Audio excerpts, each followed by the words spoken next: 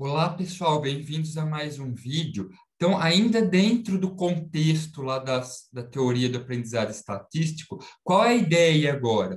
Nós queremos agora oferecer quais seriam as condições, algumas considerações sobre a escolha desse espaço de funções que o classificador pode aprender, tudo bem? O espaço F lá. Então, para isso, nós vamos fazer, né, seguir a hipótese lá da teoria da aprendizagem estatística. Quer dizer, os seus dados eles são gerados de forma I e D, de acordo com uma distribuição conjunta aqui, ó, P de X e Y. É a probabilidade dos dados e dos rótulos, uma distribuição conjunta. Então, veja, assim como a gente tinha lá na teoria de decisão bayesiana, o risco esperado é uma boa medida de generalização para nossa função, para o nosso classificador F. E ele é dado da seguinte forma: o risco, vocês lembram? Ele é o quê? Ele é a perda média. Era o valor esperado da função de perda. É isso que está escrito aqui. Essa integral nada mais é que, olha lá, a integral é o valor esperado da função de perda. C, aqui é a função de custo, tá? Que eu estou falando. Ó. Valor esperado da função de custo C, F de X e Y. Então, esse cara aqui é uma medida boa de desempenho global. É o risco esperado, porque vem o valor esperado aqui. Tudo bem? Qual que é a ideia dessa função de custo? É a mesma da nossa matriz de perdas que a gente tinha lá no classificador bayesiano. Por exemplo, uma função de custo que pode ser usada é essa aqui, ó. Qual é o custo do classificador decidir por f de x, dado que o rótulo é y? Um meio que multiplica aqui, ó, o módulo dessa diferença, onde a saída do classificador é menos 1 se ele está na classe 1 e 1 se ele está na classe 2. Tudo bem? Então, ora, se os dois forem iguais aqui, se aqui for menos 1 e aqui menos 1 menos com menos mais, dá zero. Se os dois forem 1, dá zero. Agora, quando os dois são diferentes, a função de custo retorna 1, né? Tudo bem? Uma função de custo binária também, e simétrica. Então, veja, qual é o grande problema, pessoal? A distribuição, que é a densidade conjunta P de xy, não é conhecida. Tudo bem? Então, esse risco esperado aqui, ó, não tem como eu minimizar esse cara aqui, ó. É impossível minimizar esse funcional aqui, que eu não conheço a distribuição conjunta.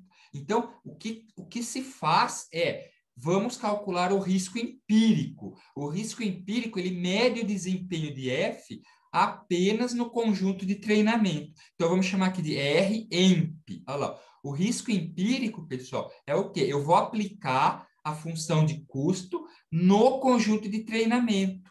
Tá vendo? Então, eu consigo calcular uma média aqui, uma perda média. No fundo, qual que é a ideia do risco empírico? É eu criar um risco aqui baseado numa contagem de quantos erros eu cometo no conjunto de treinamento. É isso que eu estou fazendo aqui, ó. Para a amostra XI, quando eu ponho ela lá no classificador, qual a resposta dele? Deu tanto. Tá, então eu vou aplicar essa função de custo aqui. Deu erro ou deu acerto? Se deu erro, vai somar. Se deu acerto, soma zero. E aí, no fim, eu divido por ele. Quer dizer, é uma medida de desempenho no conjunto de treinamento, tá? Isso eu tenho como fazer. Agora, sob quais condições o risco empírico ele tende para o risco esperado quando n cresce indefinidamente, quando n tende a infinito. É isso que nós queremos. Nós queremos fazer o seguinte: quando n tende a infinito, eu quero que o risco empírico ele converja para o risco esperado. Então, isso, pessoal, tem uma relação direta com a classe de funções da qual, né, o f, que função f faz parte. Tudo bem? Então, é isso que a gente tem aqui, ó. O resultado teórico que eu vou apresentar aqui para vocês é uma desigualdade obtida pela teoria do aprendizado estatístico. E ela fala o seguinte, a gente pode mostrar que com probabilidade 1 menos θ, para θ pertencente a 0,1, então aqui o θ pode ser tão pequeno quanto eu queira, tá? Para que a minha probabilidade seja próxima de 1. Com θ tão pequeno quanto eu queira, olha só, o risco esperado, ele é sempre menor ou igual, então é um limite superior para o risco esperado. Então, embora eu não consiga calculá-lo, eu tenho um limite superior para ele.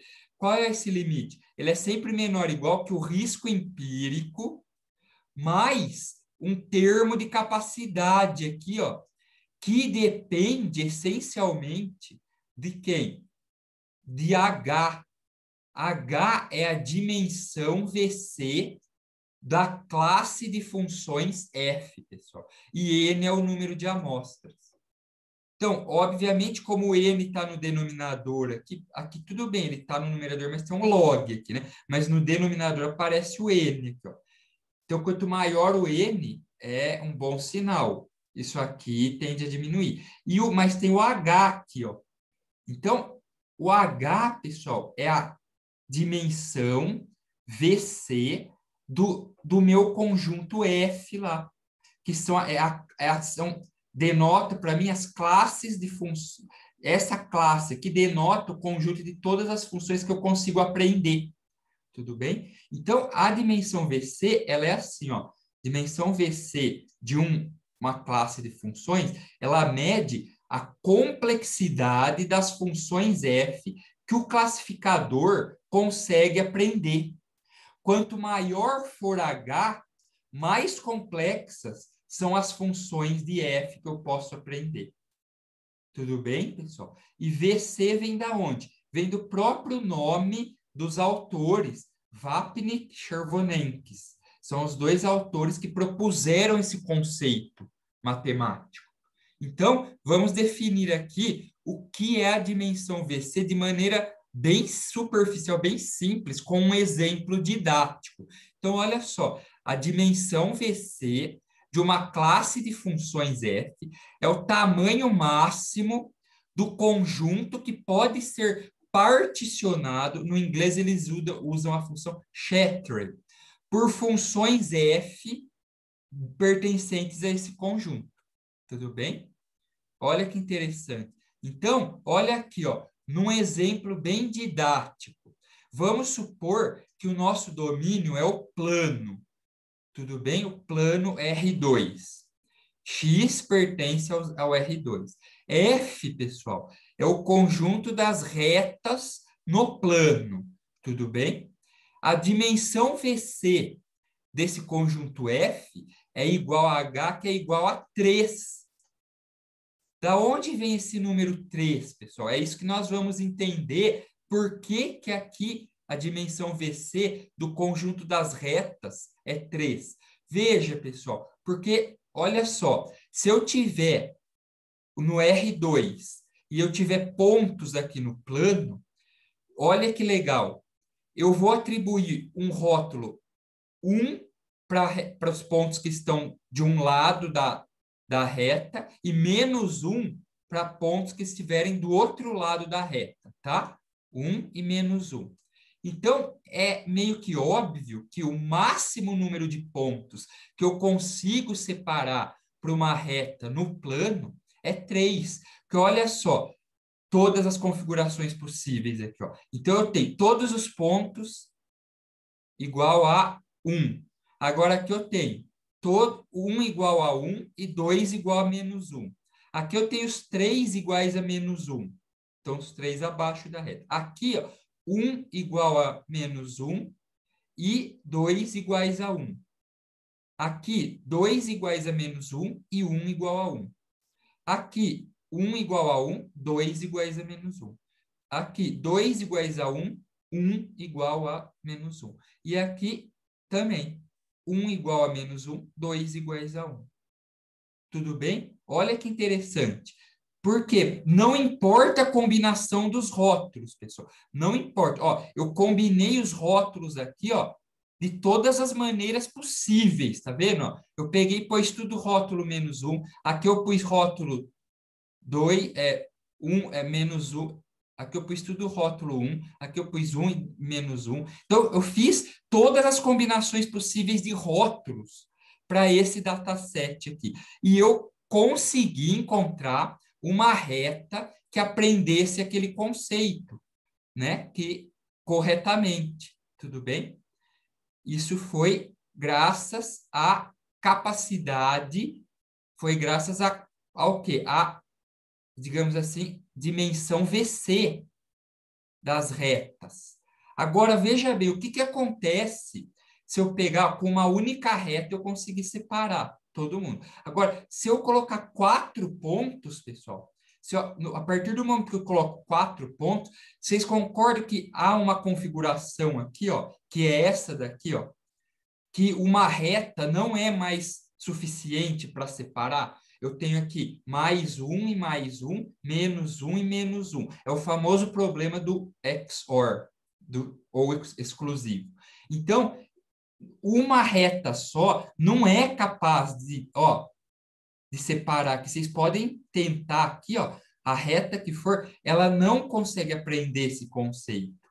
Por quê? Porque aqui ou eu preciso de duas retas, tudo bem, pessoal? Ou de duas retas, ou de uma função assim, né, pessoal? Ó, uma função que faz assim, ó.